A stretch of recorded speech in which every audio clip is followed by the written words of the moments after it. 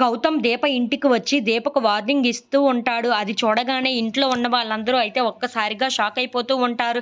ఇంతలో దీపకు వార్నింగ్ ఇచ్చి గౌతమ్ అక్కడి నుండి వెళ్ళిపోతూ ఉంటాడు. అది చూడగానే కార్తీక్ వాళ్ళ అమ్మ దీప దగ్గరకు వచ్చి, దీప నువ్వు చెప్పేది నిజమే, వాడు ఎలాంటి వాడో ఇప్పుడిప్పుడే నాకు అర్థమవుతుంది. ఆ రోజు నువ్వు చెప్పావు కదా, నీ మాట మీద నమ్మకంతో మేము నిజమా అనుకొని వచ్చేసాము. కానీ ఈ రోజు పూర్తిగా నాకు అర్థమయ్యింది వాడు ఎటువంటి వాడో అని చెప్పేసి అయితే అంటూ ఉంటుంది.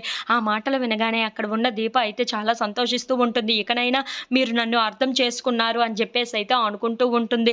ఇంతలో దీప వాళ్ళ అత్తయ్య దీప దగ్గరికి వచ్చి, వాడికి ఎంత పొగరో చూడు, వార్నింగ్ ఇవ్వడానికి ఇక్కడికి వచ్చాడు అని చెప్పేసి అయితే అంటూ ఉంటుంది. ఇంతలో అక్కడ ఉన్న దీప మాత్రం, వాడు పొగరుతో పగతో ఇక్కడికి రాలేదు, బలుపుతో ఇక్కడికి వచ్చాడు, వాడు బలుపుతో వచ్చాడు కాబట్టే ఇలా ఇలా వార్నింగ్ ఇచ్చేసి వెళ్ళిపోయాడు అని చెప్పేసి అయితే అంటూ ఉంటుంది. వాడి సంగతి ఏంటో నేను త్వరలోనే చెప్తాను అని చెప్పేసి అయితే వాడికి ఎలా బుద్ధి చెప్పాలో కూడా నాకు బాగా తెలుసు అని చెప్పేసి అయితే దీప అంటూ ఉంటుంది. అయినా అత్తయ్య నువ్వు ఆపి ఉండకూడదు, వాడిని కొడితే వాడికి బుద్ధి వచ్చేది అని చెప్పేసి అయితే వాళ్ళ అత్తయ్య వైపు చూసి దీప అంటూ ఉంటుంది.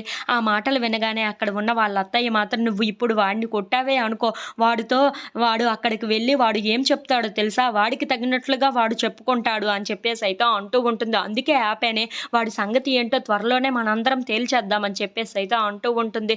ఇంతలో అక్కడ ఉన్న దీప అయితే, సరే అత్తయ్య, మీరు నాకు తోడుగా ఉన్నారు కదా, నేను ఏదైనా సాధించగలను, వాడి సంగతి ఏంటో నేను త్వరలోనే బయటికి తీసి వాడి సంగతిని మొత్తం తేల్చేస్తాను అని చెప్పేసి అయితే అనుకుంటూ అలా ఆలోచిస్తూ ఉంటుంది.